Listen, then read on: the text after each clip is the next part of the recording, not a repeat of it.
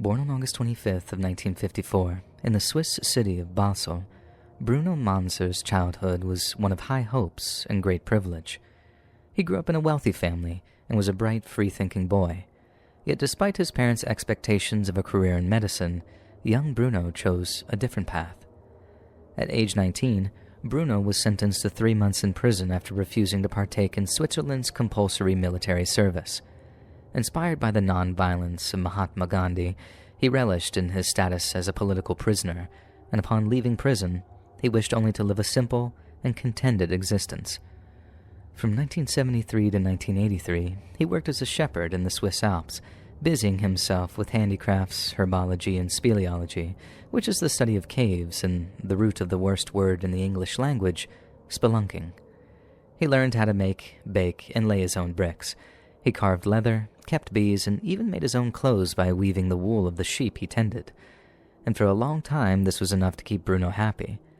But around the age of 30, he developed a deep and unshakable wanderlust.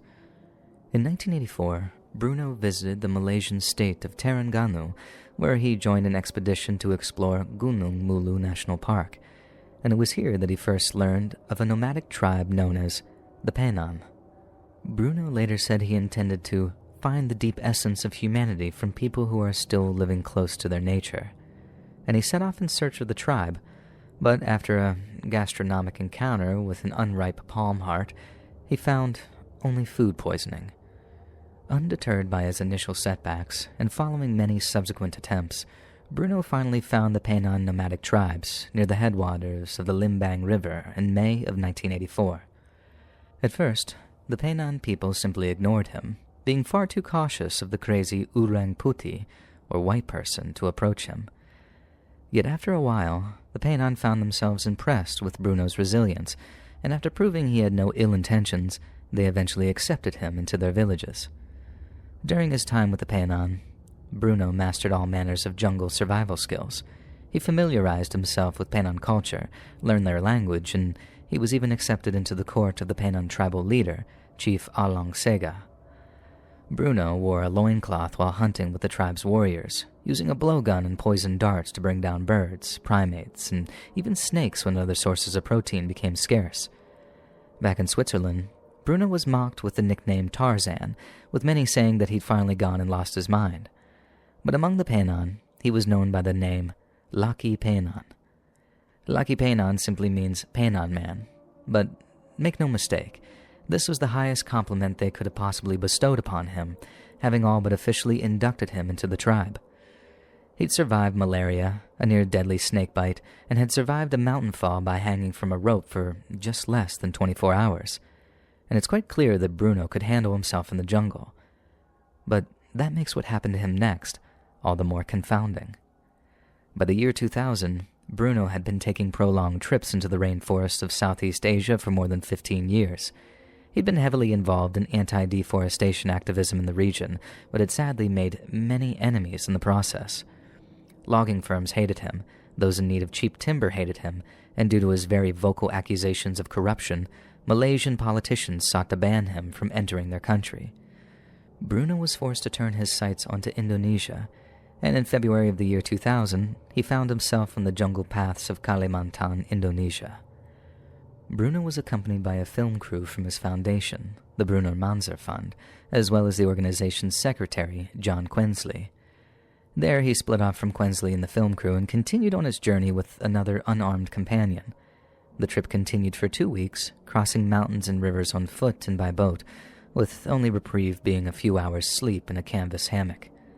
On May 18th, Bruno reached the Sarawak-Kalimantan border, and he and his companion spent one final night there, with Bruno writing a brief message on a postcard to his girlfriend Charlotte, who'd remained back in Switzerland. After making him swear he'd see it delivered, Bruno gave the postcard to his companion, who later said that he seemed perfectly happy and healthy as they'd parted ways. And then after that, Bruno walked off into the jungle, alone. According to John Quensley, Bruno crossed the Sarawak-Kalimantan border on May 22nd. He was then sighted by a Penan friend, a man called Paliu, on May 25th. Paliu said Bruno was carrying a 30-kilogram backpack and was headed in the direction of a mountain named Bukit Batu Lawi. Bruno told Paliu that he intended to climb the mountain, but when asked if he wanted company or assistance, Bruno declined. Paliu wished him luck and then bid him farewell. But little did he know, it was the last time anyone would see Bruno alive. After failing to return to the Foundation's campsite in the allotted time frame, John Quensley and the camera crew enlisted the help of the Painan tribesmen in finding him. They scoured the region surrounding the Limbang River and even tracked down Bruno's final campsite before his attempt to climb Batu Lawi. They followed Bruno's machete cuts into the thick forest until the trail reached the swamp at the foot of Bukit Batu Lawi, but frustratingly, there was no trace of him in the swamp, going back from the swamp, or a trace of anyone else coming into the area. Bruno's foundation paid for a search and rescue helicopter, as well as a mountaineering team to circle the limestone pinnacles of the mountain. However, citing the extreme danger of doing so, none of the mountaineers were willing to scale the last 100 meters of steep limestone that formed the peak of Batu Lawi. Following their descent, the mountaineers concluded that if Bruno had attempted to scale the limestone peaks, there was a high probability he'd suffered some kind of tragic accident. And with that in mind, they made a second journey up Batu Lawi, concentrating around the places Bruno might have landed should he have taken a nasty fall. Yet mysteriously, not a single scrape of Bruno's body, equipment, or clothing could be found.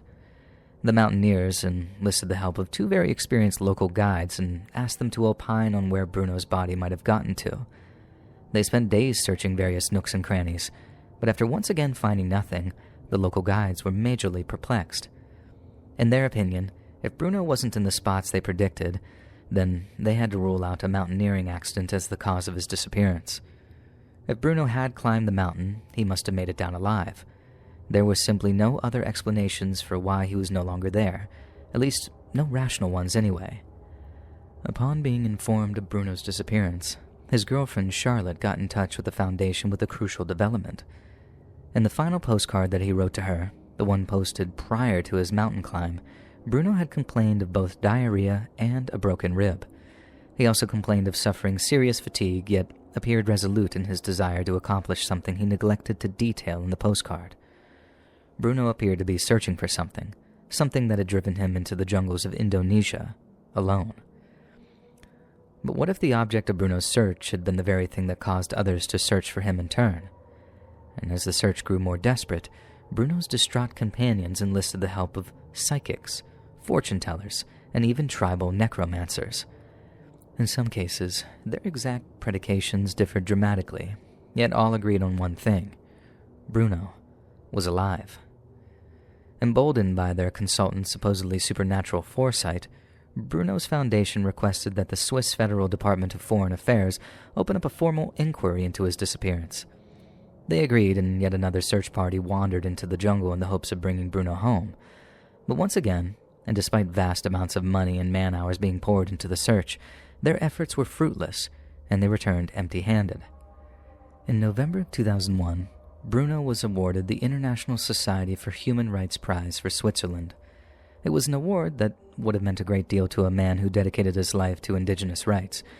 Yet just months later, he was awarded what he might have considered to be an even greater prize.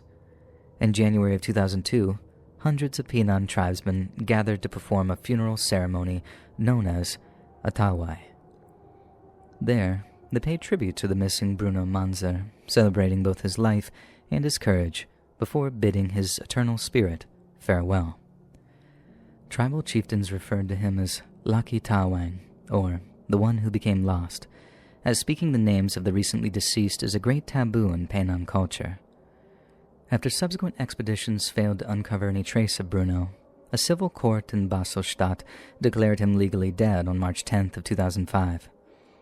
5 years later, and to mark the 10th anniversary of his disappearance, a memorial service was held for him in Basel's Elizabethan Church. Roughly 500 people were in attendance.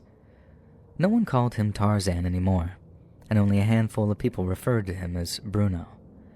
Out of respect, he was Laki Tawang, a man who lost his heart to the jungles of Southeast Asia, only later to lose his life.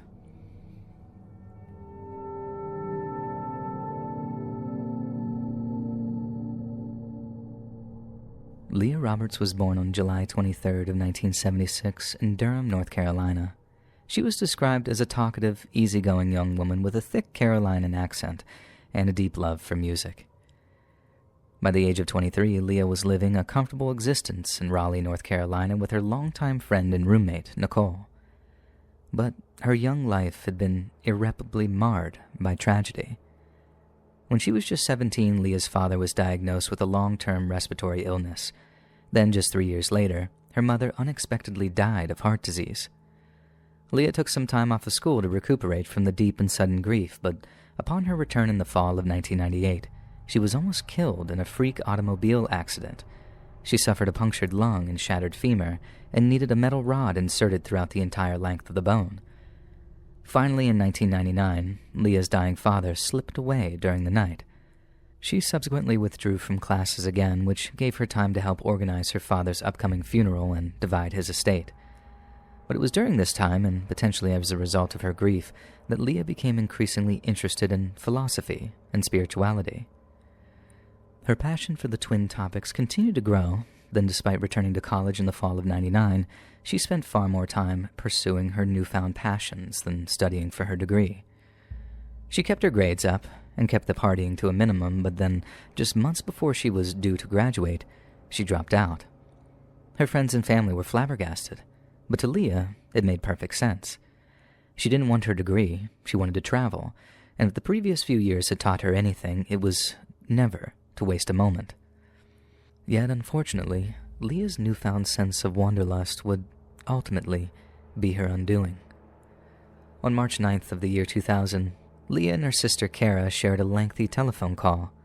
They made plans to babysit together the following day and then also agreed to visit the homes of some mutual friends over the days that followed. Yet mysteriously, these were promises that Leah would never honor. That very same evening, she packed some clothes, grabbed her house cat, Bia, and then embarked on a 3,000-mile solo road trip across the United States. The next day, when Leah failed to arrive for their babysitting appointment, Kara simply assumed her sister had changed her mind. Leah was still feeling the loss of her father, so the change of plans caused no offense. It took until March 13th for Kara to realize something was wrong, and when she did, she drove over to her sister's apartment to check on her. Finding the front door unlocked, Kara began to search Leah's apartment, and then upon entering her bedroom, she found a notebook with the words, "Read me," scrawled on the cover. Kara picked it up, opened it, and found a handwritten note along with $3,000 cash. And the note was addressed to her roommate and read as follows: "Nicole, this is to cover bills for a while as I'm gone.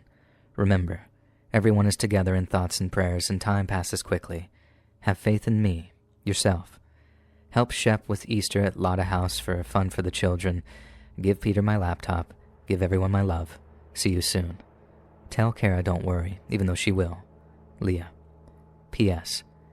There are ready-to-bake cookies in the freezer." Underneath the main body of text, Leah appeared to have scrawled several additional messages. April 23rd, one read, "On the road. No, I'm not sad. I'm the opposite. Remember Jack Kerouac? Tell Nikki I meant to come, but I had no choice." The second read, "She'll understand." The third additional message gave a friend permission to stay in her room should she ever visit Raleigh, but quite evidently it wasn't of nearly as much interest as the first two. One of Leah's favorite authors was Jack Kerouac, and she had a particular love of his work, Dharma Burns. According to a close friend, she particularly enjoyed the part where Kerouac spends the summer of 1956 as a fire lookout on Desolation Peak in rural Washington state. Kara, who had been granted power of attorney over Leah, used it to obtain her sister's bank records. They showed that Leah was traveling towards Washington via the southwest and west coast. She was recreating Kerouac's journey. Kara soon discovered that Leah spent the night of March 10th in Lebanon, Tennessee, then had made it to Brooks, Oregon by March 13th. 9 days later, two trail runners jogging in Washington's Whatcom County made a strange discovery as they progressed along a trail. As they ran, they noticed an article of clothing hanging from a tree. A further search uncovered a second piece of clothing before their attention was drawn to a white vehicle, which lay heavily damaged at the bottom of a roadside embankment. The 1993 Jeep Cherokee was sitting along the left side of Canyon Creek Road, a little over 30 miles east of Bellingham. The exterior was heavily damaged, the windows were shattered, and the front of the Jeep was crumpled, which suggested a violent frontal collision. The ground surrounding the Jeep was strewn with clothing and loose personal belongings, including a guitar, passport, driver's license, checkbook, and several CDs. Several blankets were draped over the car's broken windows, suggesting someone had been using it for shelter from the elements. But when the two concerned joggers yelled out for the driver, only silence greeted them.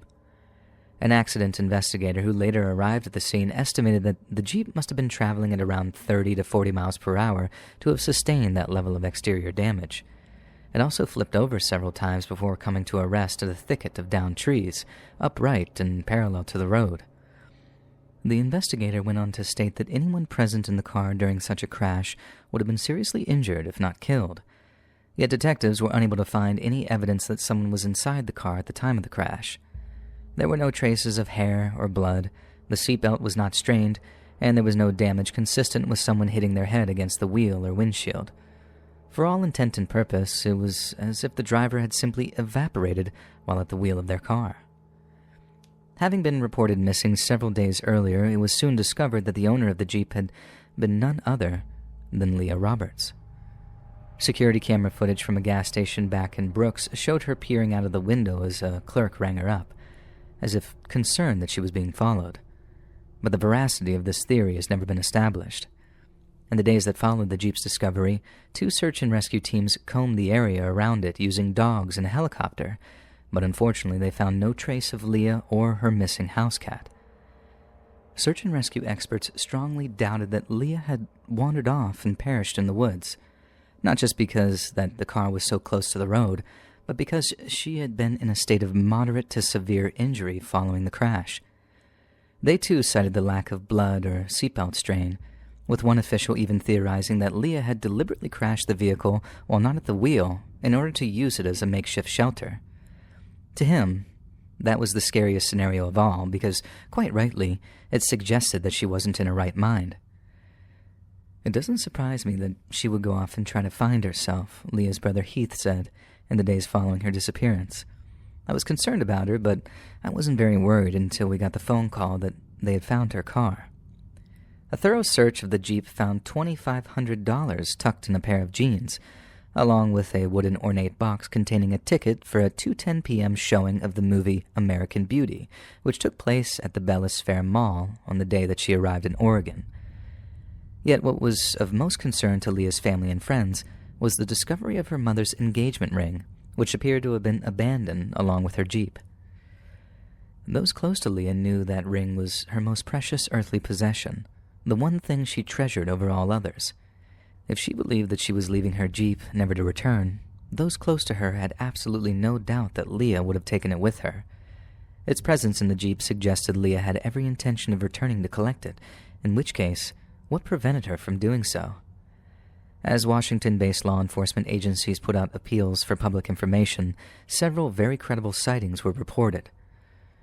An unidentified man informed detectives that he and his wife had met a young woman matching Leah's description at a gas station in Everett, about 70 miles south of Bellingham. The man went on to state that the woman seemed severely disoriented and made the rather alarming declaration that she didn't know who she was or where she lived.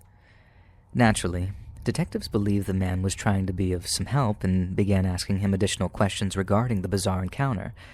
However, after exhibiting an inability to answer their questions, the man hung up on the detectives and they were unable to re-establish contact due to the nature of their anonymous tip line. This is perhaps the most frustrating aspect of Leah's missing persons case. The detectives might well have spoken to someone with intimate knowledge of her whereabouts, but who might have been deliberately trying to deceive them. On March 21st of the year 2000, Leah's 2 siblings, Heath and Kara, drove over to Washington State to help search for her. Their first port of call was the Bellis Fair Mall, the place Leah had caught a screening of American Beauty in the hopes that someone there might recognize her. No one from the theater remembered her face, but in a restaurant called Elephant and Castle, employees said they'd spotted Leah at the bar on March 13th, happily chatting with other patrons. The day after Heath and Kara returned to North Carolina, One of the men who spoke to Leah at the restaurant heard the news about her disappearance and reached out to detectives. The man, who has never been publicly named, described her as very friendly and talkative, but that ultimately he'd watched her leave the restaurant alone. Missing person detectives later tracked down another of the bar's patrons who also described Leah as being warm and friendly. He also recalled conversing with her regarding Jack Kerouac and how he tied into her reasons for visiting Washington State. However, contrary to what the first witness said, the second patron claimed Leah left the restaurant with a man she'd referred to as Barry. The man then gave such a detailed description of Barry that authorities arranged for him to meet with a sketch artist who created a composite drawing of the case's primary person of interest. However, detectives were never able to verify that Barry ever existed and found it deeply suspicious that the story of the bar's second patron directly contradicted that of the first. When pressed about the inconsistencies between the two stories, the behavior of the second patron became very odd, enough that investigators began to wonder if Barry was simply a fabrication designed to mislead them. After searching Leah's car, detectives asked Kara what she wanted them to do with the vehicle. She told them to keep it, hoping that technological advances might yield more evidence in the future. In 2006, her decision paid off. When detectives Jamie Collins and Alan Smith reviewed the case file, they realized that the Jeep had not been searched as thoroughly as they previously thought. Although the interior was processed for blood, hair, and fibers, no one had thought to explore underneath the hood of the car for any evidence. When they opened up the hood, they found that the cover had been removed from the starter relay, and without the cover, someone could turn the ignition on and simply push on the starter relay, which would allow the Jeep to accelerate into the embankment on its own without anyone inside the vehicle. They also found unidentified fingerprints under the hood of the car. It appeared as though the Jeep had been tampered with, and that it would have taken someone with the knowledge of a mechanic in order to do that level of tampering to the vehicle, said Detective Smith, knowing all too well that his conclusion opened up terrifying new dimensions in the case. There was one person of interest who had such an experience, the man who said he watched Leah leave with Barry. This man, who had relocated to Canada by the time of the investigation, had previously served in the military and had extensive experience as an auto mechanic. It took 2 years to obtain fingerprints from Canadian authorities, but when they finally got them, they were disappointed to learn that there was no match. Then, in the spring of 2010, authorities obtained a DNA sample from an undisclosed item in Leah's car. They were in the process of comparing that DNA to the person of interest in 2011, but the results of this test are unknown, as to date there have been no public updates in the case. Leah's missing posters, which once plastered the state of Washington, are now weathered and tattered. Her smile now a whispered story of laughter and love. The search is over, but for those who knew Leah best, hope remains a fragile flame dancing in the heart's quiet corner, refusing to be extinguished. Because somewhere out there, beyond the reach of answers, was the silent promise that they'd never give up hope of bringing Leah home alive.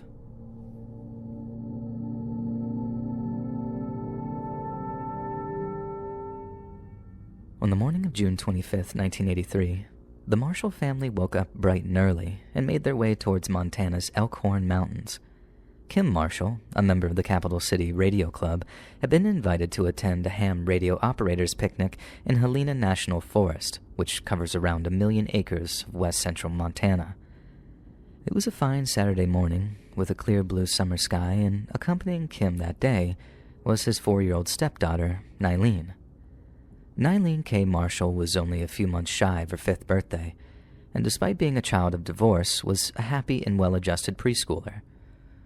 Only Kim and Nylene were set on attending the operators' picnic that morning, but upon their arrival, Nylene spotted several other children playing along a shallow watercourse known as Moppin Creek. Nylene told her stepfather she wished to play with the other children, but unwilling to let his daughter play unsupervised, Kim declined. Moments later, a 13-year-old girl approached a hesitant Kim and proposed that she keep an eye on Nylene while he greeted his fellow radio enthusiasts. The teenager claimed that they had been catching frogs and offered to teach Nylene how to do the same. Kim thanked the girl, told Nylene to go with her, and then headed off to meet with friends. He was under the impression that the teenage girl would keep a vigilant watch over his young stepdaughter. But he was wrong. Upon returning to Maupin Creek, Kim found the 13-year-old girl who was supposed to have been watching Nylene, only to be told that she had gone missing. The girl told Nylene to stay by the creek, to focus on catching frogs and tadpoles and not to wander off, but it appears the little girl had taken no heed to this. What started as casual concern soon snowballed into abject panic, and as Kim began calling out his stepdaughter's name, more and more of the picnic's attendees joined the search for 4-year-old Nylene. Kim Marshall was horrified by his stepdaughter's sudden disappearance, but that horror only deepened when he became aware of the surrounding terrain.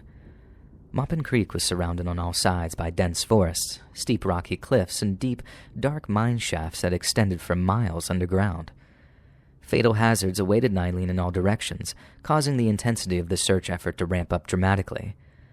But when Kim asked a group of girls if they'd seen little Nylene, the answer they gave was enough to send Kim into a full-blown panic attack. According to the girls, little Nylene had been spotted talking to an unfamiliar man in a purple jogging suit. One of them later told police that the man had been asking them to play what he called the shadow game, whereby the children would follow his shadow wherever he went. The older children, having been thoroughly indoctrinated on the dangers of strangers, refused the strange man's request. Yet little Nylene had not been so cynical. After filing a missing persons report, Montana search and rescue teams mounted a large-scale search effort which spanned almost 1,000 square miles. At its height, and in addition to the dozens of paid professionals, the search for 4-year-old Nylene boasted nearly 3,000 civilian volunteers. Helicopter search teams scoured the area from aerial vantage points, utilizing heat-seeking technology in the hopes of pinpointing Nylene's location. Specialist canine teams were brought in to scour mine shafts, ravines, and watercourses, including that of Maupin Creek, where Nylene had been playing prior to her sudden disappearance. It said that one dog, who traced the banks of the creek after detecting Nylene's scent, came to an abrupt halt, and to many, this suggested something deeply chilling. That little Nylene had been suddenly and violently snatched from the ground before being carried off into the woods. Fearing foul play, the search and rescue teams ramped up their search efforts, scouring the surrounding hills and woodland for any sign of the missing girl. Yet just 5 days in, the region's weather took a severe turn for the worse, and officials had the search suspended until safe conditions returned. Many of the civilian volunteers carried on in the absence of professionals, braving severe weather patterns in the hopes of bringing Nylene home. Yet sadly, on the 10th day of the search, the effort's most senior official called time on the search. Volunteers were outraged that search and rescue personnel could simply pack up and walk away, especially when there was every indication that little Nylene was still out there somewhere, lost and afraid. But standard search and rescue operating procedure often states that if you haven't found a warm body within 7 to 10 days, you're looking for a cold one.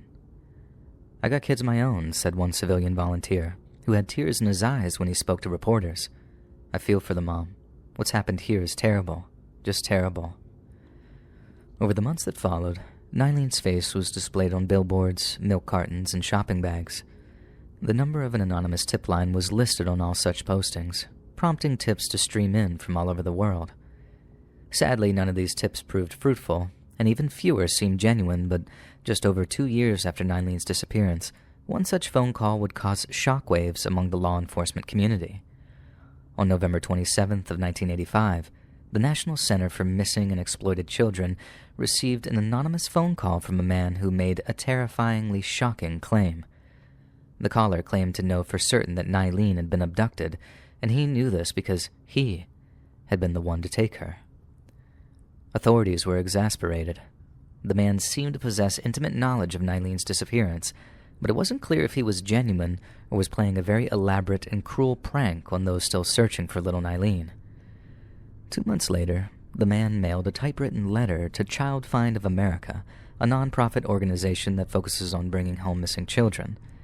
In the letter, the man repeated his claim that he'd abducted Nylene, but referred to her only by the name Kay. Authorities were still unsure that the man's claims were genuine, at least until they read one particular paragraph included in his letter, which included several investigative details which had not been made public. The letter's author was privy to things that non-law enforcement personnel would not have access to, said a Dane County detective, Kevin Hughes. After that, we had no choice but to consider his claims genuine and treat him as our prime suspect. The letter's author also claimed they had, and I quote, a nice invested income. This implied his passive income allowed him to live a mostly hermetic lifestyle, by which he could dedicate himself to his lifelong passion, kidnapping children before raising them as his own. The anonymous kidnapper, whose letters were postmarked from Madison, Wisconsin, then made the audacious claim that he enjoyed taking his victims on vacation. Apparently, after arranging a fake passport for his young abductee, they traveled all over the United States together, as well as to Canada and even the United Kingdom. He said he knew that Kay's family missed her, that he was aware he'd brought them great pain, but in any event, he could not let Kay go. She was his property now. Just months later, Child Find of America received 2 more letters as well as an anonymous phone call, all from the same anonymous suspect that claimed to have abducted Nylene. His previous communications had been shocking, but these new ones chilled the blood of even the most hardened detective, as they made the sickening claim that little Nylene was being abused. Tim Campbell, a detective with the Jefferson County Sheriff's Department, later spoke with the press regarding what he'd seen, heard, and read. The suspect said that he was taking good care of Nylene, or Kay, whatever he was calling her, but then during the same phone call or letter, he'd made reference to things that we considered to be serious abuse. The FBI traced the calls to several phone booths, including one near a pharmacy in Edgerton, Wisconsin, yet the calls abruptly stopped after the phone booths were located and police began analyzing them for any potential forensic evidence. 5 years later, with the search for Nylene still ongoing, the national syndicated TV show Unsolved Mysteries aired a segment on the missing girl. Somehow, the show's producers managed to obtain copies of the anonymous letters and aired excerpts of them on national TV, and they read as follows. Excerpt 1. I didn't want their person to try to get information from her. All I could tell them was that she was okay, and I hope that Child Find can get the following back to her family. I picked Kay up on the road in the Elkhorn Peak area between Helena and Boulder. She was crying and frightened, and as I held her, she was shaking, and I decided that I would keep her and love her, and I took her home with me.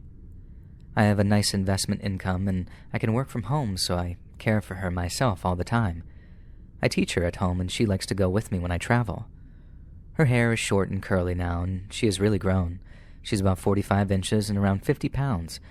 She has all 4 of her permanent upper and 2 of her lower incisors at this time, and she takes a bath and brushes her teeth every day. She eats well. Her favorite meal is pizza and cherry.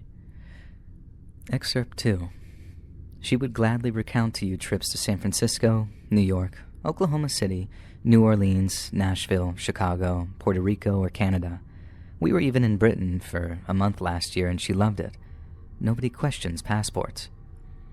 Excerpt 3. It is, or where it comes from, sick, only that I get it from the bathroom every morning. It's actually a spoonful of my seed. It doesn't affect her physically. I have never touched her in any other way. She is a sweet little girl, and it's because of how much I have grown to love her that I realize how much her family must miss her. But she is adjusted and seems happy. She trusts me and isn't afraid. We play a lot, and she laughs when we clown around, and she smiles and acts coy when I tease her. I love her, and I have her. I just can't let her go. In conjunction with the FBI and Unsolved Mysteries, they were able to confirm that all letters and phone calls received came from the same man.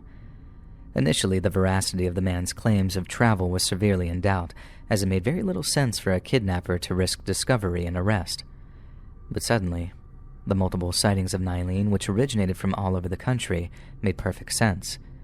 If her kidnapper was indeed audacious enough to travel with her, then each and every sighting could have been perfectly genuine.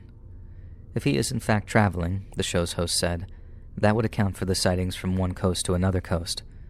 The show's producers hoped the episode's airing would force a break in the case, and they didn't have to wait long. In August of 1991, just months after the Unsolved Mysteries episode aired, a 42-year-old Montana man named Richard James Wilson turned himself into police and made a shocking claim. He claimed to have abducted, tortured, and murdered little Nylene Marshall, along with at least one other unnamed woman. Richard Wilson had a history of mental illness and made the confession after violating parole for a previous conviction of assault against a minor. This obviously made him a prime suspect in Nylene's disappearance, and at first, police were elated at the idea of having finally closed the case. But on further questioning, Wilson's answers were found wanting. The police took him to an area east of Clancy where Wilson's claimed to have disposed of Nylene's body. He claimed he tossed it down a mine shaft, but when asked to locate the specific place of disposal, Wilson appeared completely incapable. Not only did he lack knowledge of the surrounding terrain, but the mine shaft he claimed to have used looked nothing like the description given in his confession. Law enforcement scoured the mine shaft anyways, simply to eliminate it as a site of potential corpse disposal. Yet their suspicions were confirmed when the shaft was discovered to be derelict and empty. The Jefferson County Sheriff Tom Don told journalists that Wilson's confession had to be, quote, taken with a grain of salt. He spoke of Wilson's mental illness, as well as his penchant for tall tales, before sharing news of his release due to lack of evidence. In 1995, after living in Japan for several years, the Marshall family relocated to Mexico. Kim, Nylene's stepfather, had received a job transfer. So while he stayed behind in Japan with the children, Nylene's mother, Nancy, flew to Mexico City during the summer of '95 to look for potential houses. However, it was during this trip to Mexico that the Marshalls suffered another unexpected tragedy. One morning, a housekeeper at Nancy's hotel noticed it had been a few days since anyone cleaned her room. She asked the hotel's manager to force open the door so they could perform a welfare check. What they found inside was heartbreaking. Nancy Marshall was dead. Although a Mexican coroner declared that Nancy died of natural causes, her husband and other family members were convinced that she was murdered. Kim hired a private investigator who flew down to Mexico City and conducted a thorough investigation of the events and circumstances surrounding his wife's demise. What they discovered was shocking. The Mexican coroner who did Nancy's autopsy had declared that the exact causes of death were indeterminable. Kim's private investigator discovered quite the opposite. Nancy had been found bound and gagged in her hotel room while photographs showed her corpse to be a patchwork of cuts and contusions. Her wedding ring had been stolen, along with several other items of value, and there were signs that the lock on the door to her hotel room had been violently forced open. Following Kim Marshall's indignant appeals, Mexican authorities later changed the status of Nancy's case from undetermined to under investigation. He then demanded they investigate Nancy's death as a possible homicide, at least until the U.S. State Department stepped in to lend their counsel, and Kim found himself with an almost impossible choice to make. If he continued pressuring the Mexican government to pursue his wife's killers, there's a chance her body might never be released from their custody. But if he gave up and allowed Nancy's murder to remain unsolved, her body could be released for a funeral and burial. Kim thought long and hard about it, and then just a few weeks later, Nancy Marshall's body was returned to the United States and was buried in the state of Texas following a short but heart-rending eulogy from her husband. Around the same time Nancy was being laid to rest, a nurse at a New Orleans hospital claimed to have spotted Nylene whilst on the job. She recalled how a young woman calling herself Helena had arrived at the hospital while in labor. She arrived in the company of a much older man and at first appeared strained but in high spirits. However, in private, she made a very shocking confession. The young woman told nurses that she believed that her mother's name was Nylene and that she grew up in a different county and remembered very little of her childhood. When the man returned, nurses asked him for more information about the woman's identity and medical history. He made a series of rather suspicious excuses and then forcibly removed his much younger female companion from the nurse's care and departed the hospital with her. Naturally, the hospital's staff were severely perturbed by the interaction and prompted local law enforcement to investigate. The frightened young woman was tracked down to Oklahoma City, where police asked her to submit a DNA sample. The DNA sample was cross-referenced with one of Nylene's biological father, but there was no discernible match between the two. More than 20 years later, sometime in 2018, The Find Nylene Marshall Facebook page claimed that the businesses all over Wisconsin had received handwritten letters in relation to Nylene's disappearance. A post on the group's page stated the letters were postmarked from Cincinnati, Ohio, with no return address and were being investigated by law enforcement. "My gut tells me she's deceased," Jefferson County Sheriff Craig Doolittle told Mountain News back in 2017. Sheriff Doolittle saw law enforcement had returned many times to the site where Nylene vanished, but nothing significant has ever been found, and not one piece of evidence was ever recovered. Recently, the National Center of Missing and Exploited Children issued an age-progressed photo of Nylene showing her at 43 years old. Decades after her disappearance, authorities still receive calls with tips.